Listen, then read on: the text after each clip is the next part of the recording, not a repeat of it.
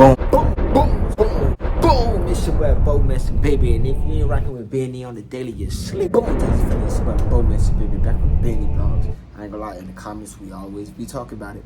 It don't matter if it's Italy, it don't matter if it's the UK, it don't matter if it's Albania.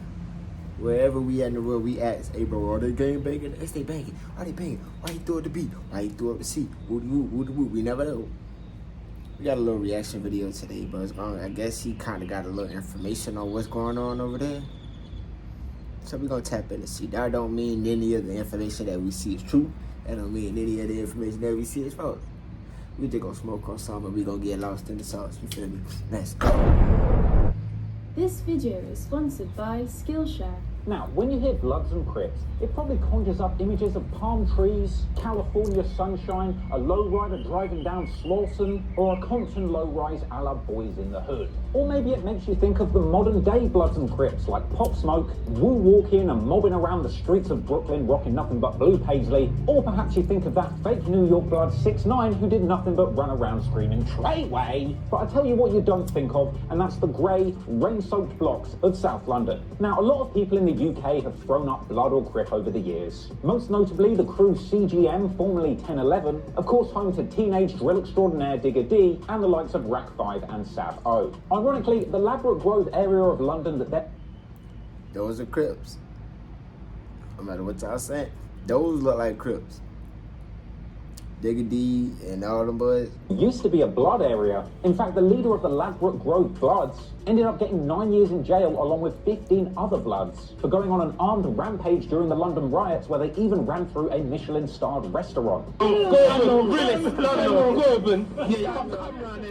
London 2011, a night of rampage, the moment a year ago to the day when a gang of thugs terrorised diners in a smart restaurant. A mob of 50 youths armed with knives, poles and baseball bats tore through a restaurant in London's swanky Notting Hill. The Ladbroke Grove. See, that's what I be saying. Bro, London and the overseas, but y'all know how to come together. But I ain't never see like 50 niggas down here, 50 people like, nah, yo, we finna. They'll talk that talk. When they come down to it, boys, on the 5 of us, me, Tom, Dick, and Harry out here, you feel me? About to get bust up. And we're out that night, the night of August the 8th, 2011, for more than blood. They stormed a casino, terrorised an entire restaurant, smashed their way into an off-licence and beat the manager with a bottle. Now, this was around 10 years ago, and in the decades that followed, young G's from that area have come through and set up their own crews which are much more focused on modern-day drill music.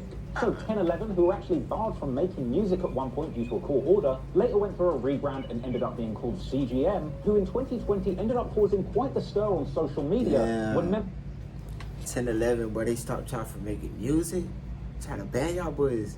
I'm gonna say, okay, let's think about it. CGM, let go. Drop something else. 5 was spotted online repping the Crips a little too hard. Crip shit, blue shit, yeah? We ain't no blooders, we're crippy, yeah? The Crip eyes, the Crip blue eyes, yeah? The Crip blue eyes. No.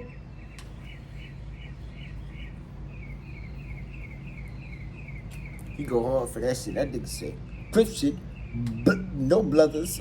Causing quite the stir on social media when member Rack 5 was spotted online repping the Crips a little too hard. Crip shit, blue shit, yeah? We ain't no blooders, we're crippy, yeah? The Crip eyes, the Crip blue eyes, yeah? The Crip blue eyes. No, so what? None of that. My dogs, yeah? Crip shit. You know we winning this shit from the Grove to the south of that thing. Get it? Bang it. We're ganged off. We Crip man down, yeah? We Crip man down for shit, for anything, yeah? Kill man, murder man! Now, Whoa.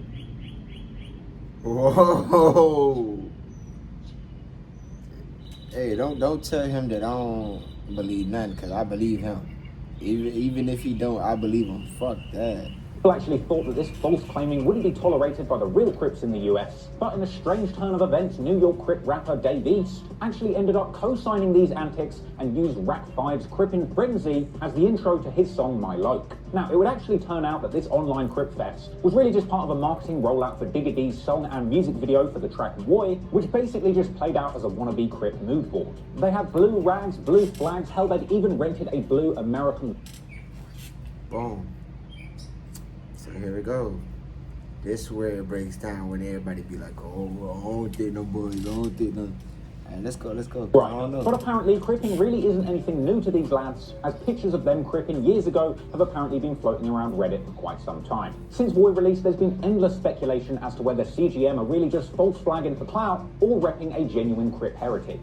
Because to this day, their members continue to rock blue paisley ranks, throw up the C, and shout their signature UK Crip catchphrase, Blue Woo! Another famous UK drill crew that have recently been throwing up the red rag on some blood shit is Tottenham's beloved OFB crew hailing from the Broadwater Farm Estate.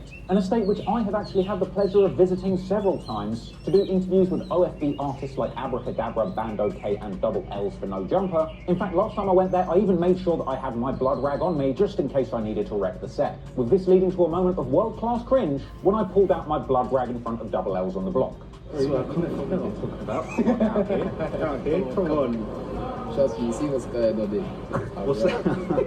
So the blood heritage also runs deep with the OFB crew, as their set historically descended from other Tottenham-based crews like Bloodline and Star Gang, which both over the years borrowed inspiration from the American Bloods too. As a result, many OFB members throw up that red flag and reference it in their music, with their recent banger of a song, Which One, being a regular old Bloodfest too. The thing is, OFB have historically been beefing with a crew called Wood Green, but naturally Rep Green, and as far as these modern day drill crews go, there's not really a Blood versus Crips beef, and they're really just kind of paying homage to the American Bloods and Crips who I assume they relate to because they also live that dangerous lifestyle. At the end of the day, a lot of the red and blue rags...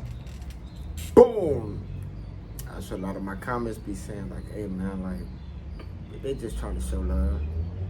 They don't know no other way to show love, so they just trying to show love. I understand. I get it. Shit happen like that, you feel me? You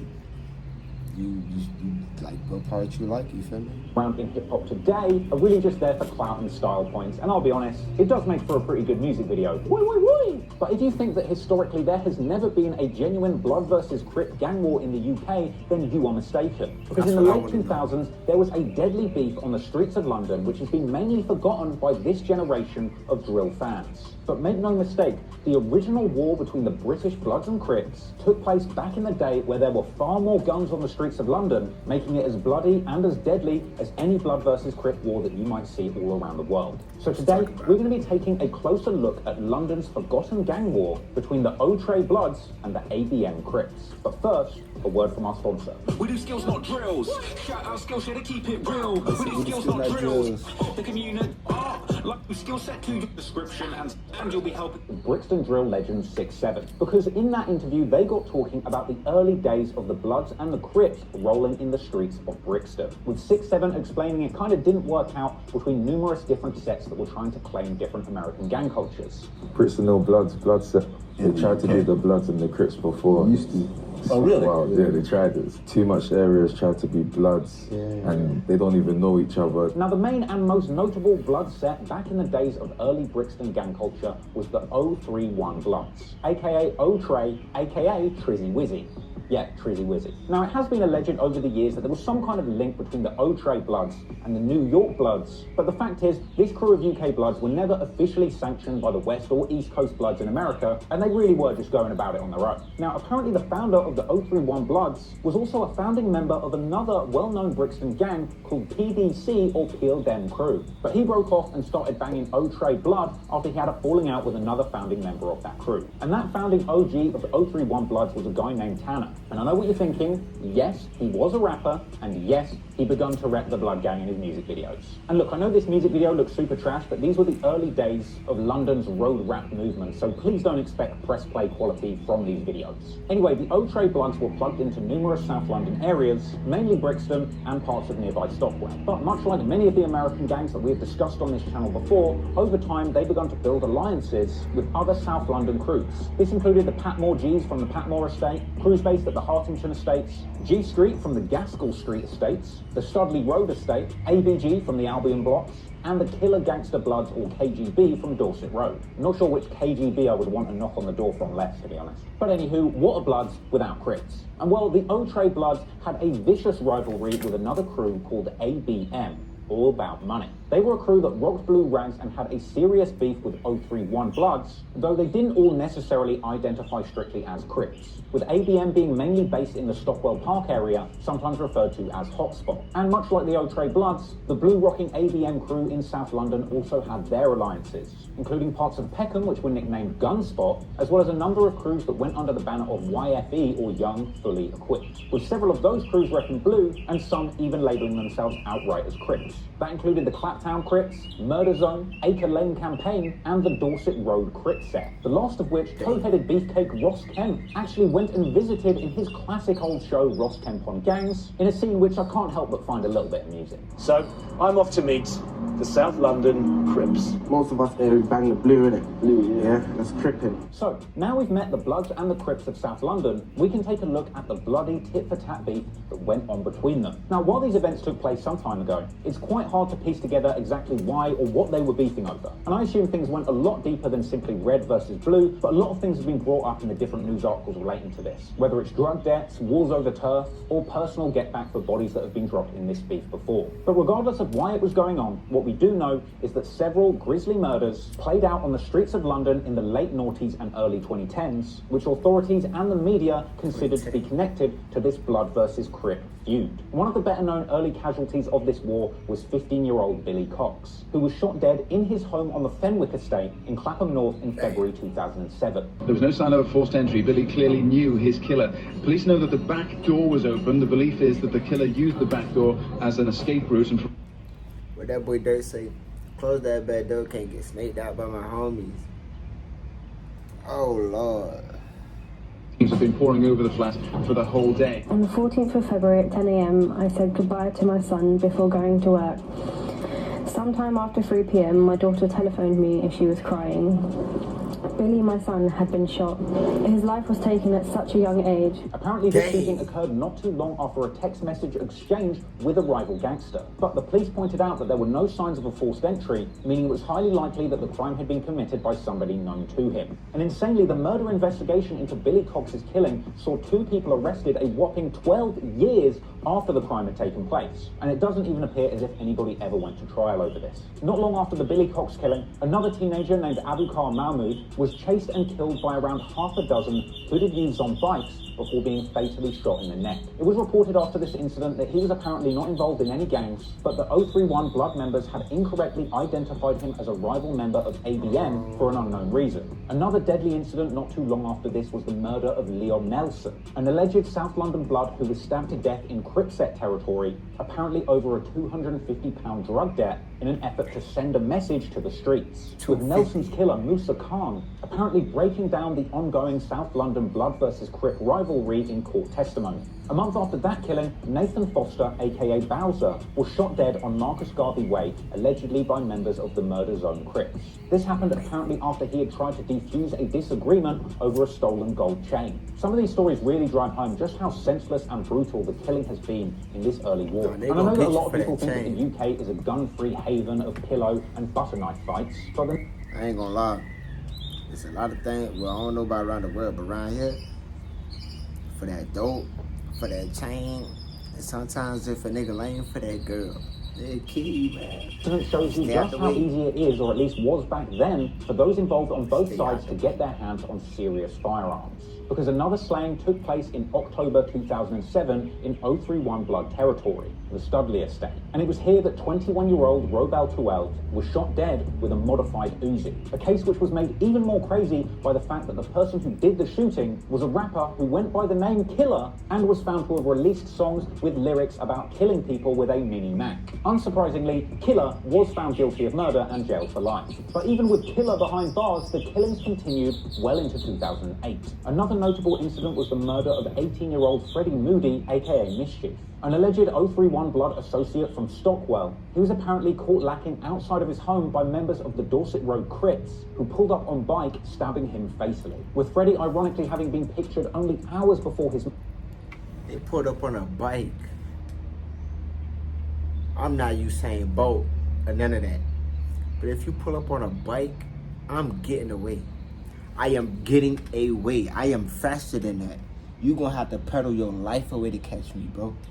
at the annual Summer Splash water fight party in Holland Park. But if knives and machine guns weren't brutal enough, in 2009, this feud went biblical as gang members began to use animals to kill their ops. In this case, a massive gang fight between the ABM Crips and the O31 Bloods had broken out in Lark Hill Park, South London. This led to a shocking incident where members began to use dangerous dogs as weapons, sicking them on their enemies, mauling them to the ground, where they would then repeatedly stab them. This incident left 16-year-old Sei Oganyemi dead, a young man who the papers described as an O31 Blood soldier. He'd been attacked alongside his 17-year-old friend who had also been stabbed 9 times but miraculously survived. This was reported by the media as a mass knife fight with numerous people receiving stab wounds, and hell, even the dogs were getting stabbed. They're trying to smoke that lassie pack.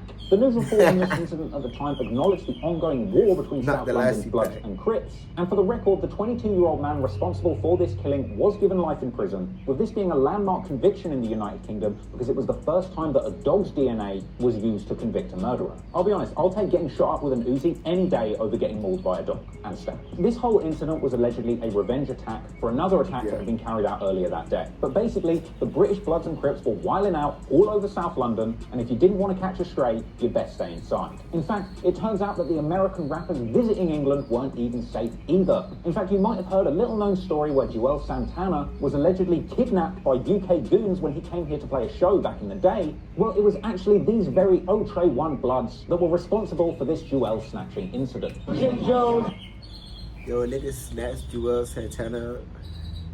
Yo, them birds are wild. Say what's up to the camera, bro. Say what's up. Yo. God damn. Yo, they snatched Joel Santana up. Niggas ain't hear about that one. Oh, by Jim Jones, yeah? And I ain't talking the state Jim Jones. I'm talking Brixton Jim Jones. Orlando, soon come home.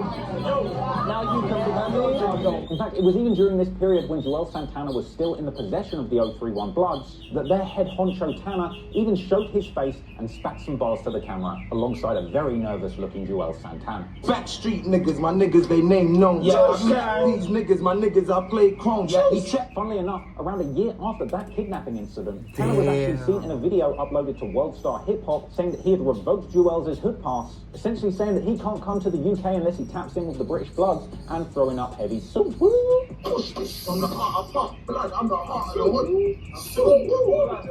Man, at this way, I'm surprised he didn't throw up a little O-tray way. What's even more crazy is that Tanner was even given early shout-outs to French Montana, who had apparently featured him on Cocaine City DVDs back in the day.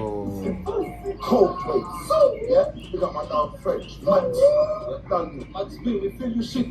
Anywho, following all of this bloodshed in the streets in the late noughties, ABM Crips beef continued in the streets into the early 2010s. This included the fatal 2011 drive-by shooting of ABM Crip affiliate Sadiq Adebayi right outside Stockwell Tube Station. A drive-by shooting from the back of a motorbike with a machine gun. That seems to be the case at the moment, yes. The victim was Sadiq Adebayi, who was 24.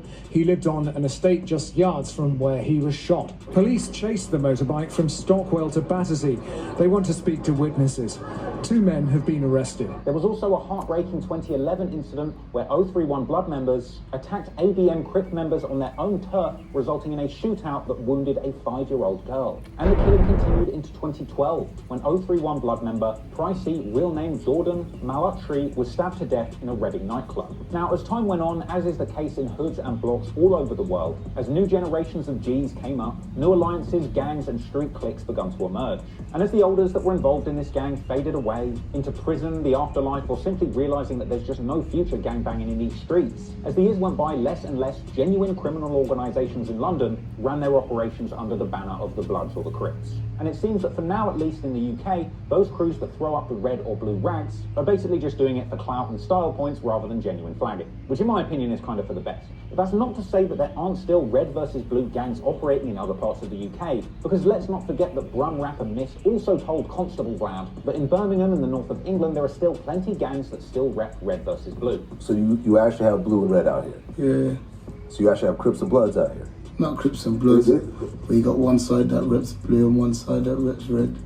And they don't get along, and they don't live too far from each other. In a place called Burger Bar Crew, which is not too far from each other. They're red, Burger Bar's red, and Johnson's are blue. So, That's the story of London's forgotten gang war between the O31 Bloods and the ABM Crips. What did you think of it? Let me know in the comments. And do you guys want to hear more UK drill street history stories, hip hop related stuff? I don't know, let me know in the comments. I've been enjoying doing this stuff. It's really fascinating to research.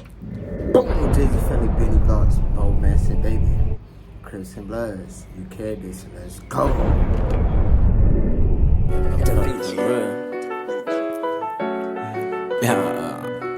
When I was young, they told me go out and get it. And no shit cuss up on this corner, stack your 20s and 50s. No pillow talking to these hoes, cause they gon' tell all your business. Ay, don't want the squeeze in your business. Ay, when I was young, they told me go out and get it. Ain't no shit cuss up on this corner, stack your 20s and 50s. No pillow talking to these hoes, cause they gon' tell all your business. Ay, don't want the squeeze in your